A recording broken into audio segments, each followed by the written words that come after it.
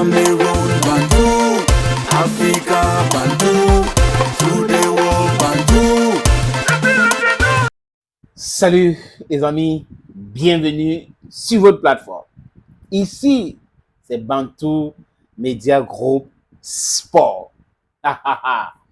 On va parler maintenant de Iya Mohamed. Iya Mohamed ici. Iya Mohamed à gauche, il y a les infographies partout. Les infographistes sont au travail. Iya Mohamed ici, Iya Mohamed là-bas. Ça fait rire les amis, ça fait vraiment rire. Les gars viennent de découvrir qu'Ia Mohamed il avait un bilan positif à la tête de la Fédération camerounaise de football. Chaque fois, c'est-à-dire que quand vous sort un truc, il y a une fille qui a donné le minguin.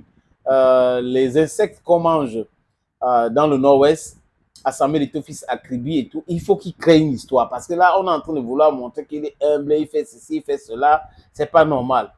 Christophe Awo qui fait une interview sur France, Radio France Internationale. Il faut faire tout pour diluer cela. Comment on va parler de lui seulement comme ça? On parle de lui, on fait que parler de lui, c'est quoi? Créez-nous une autre histoire. Oui, on veut des histoires, créer une autre histoire pour pouvoir essayer de montrer que Samuel Eto'o, vraiment, il ne fait pas l'affaire. Mais les gars là ne se fatiguent vraiment pas. Hein. Ils sont ridicules. Iya Mohamed est passé là. Après Iya Mohamed, il y a eu combien de... Pourquoi est-ce qu'ils ne font pas la comparaison avec les autres présidents qui sont passés après Iya Mohamed? C'est comparaison Iya Mohamed, Samuel Eto'o. Avant que Samuel Eto'o n'arrive, Iya Mohamed était déjà parti depuis longtemps. Il y a eu John Beginning 2. Il y a eu Tombi Aroko. Il y a eu Joseph Owona.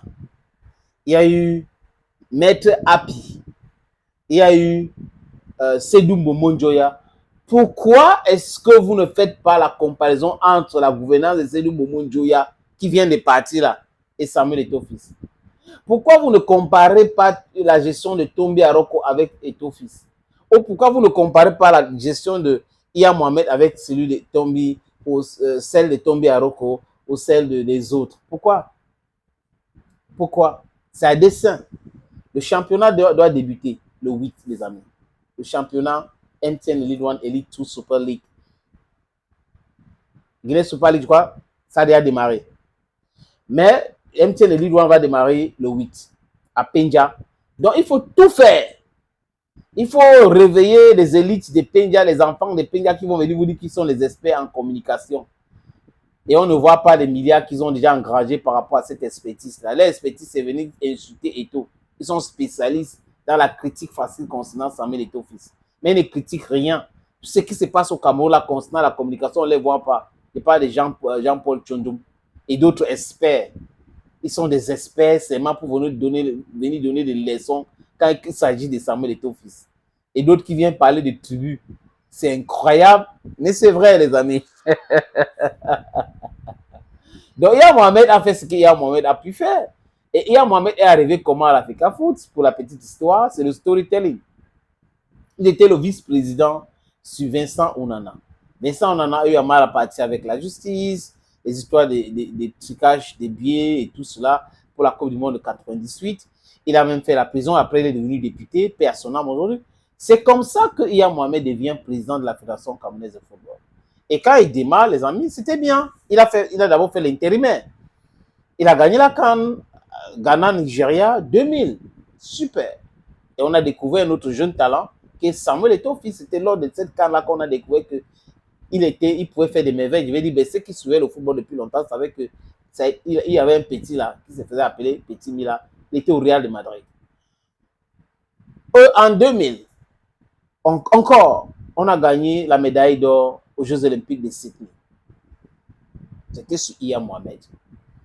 2 ans après, le Cameroun a gagné la CAN au Mali.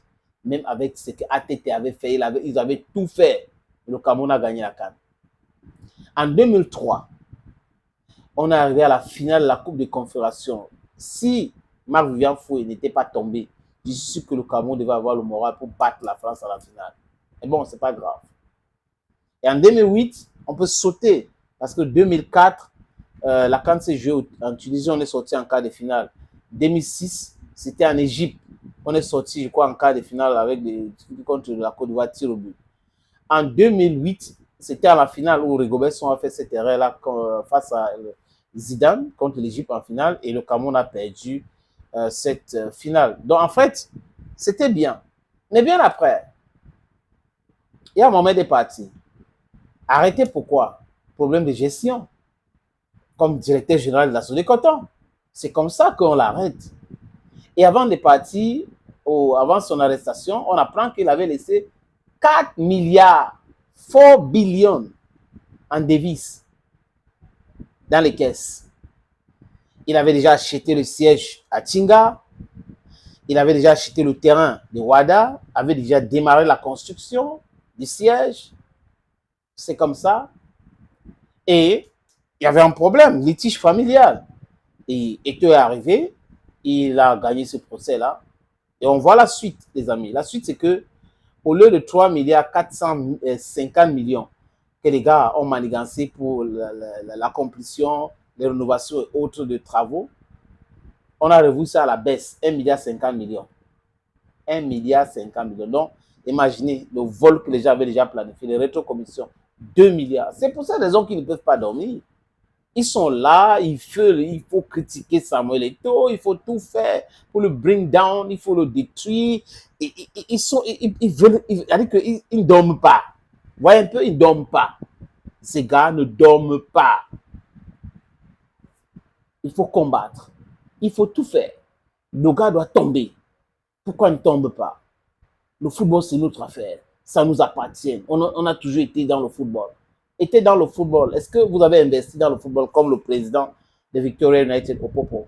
Est-ce que vous avez investi dans le football comme Coton Sport Garoua? Est-ce que vous avez investi au football comme Renard de Penja? Est-ce que vous avez investi dans le football comme Young Sport? Est-ce que vous avez investi dans le football ou vous êtes venu dans le football pour piller, pour voler, pour spolier, pour maltraiter les joueurs?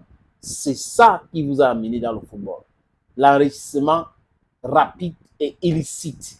C'est pour cette raison quand on vous parle de changement aujourd'hui, ça vous dérange tellement.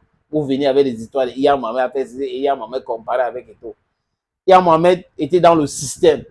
Les gars profitaient du système avec Hier Mohamed comme les autres qui ont détourné les 4 milliards qu'il avait laissés dans les caisses.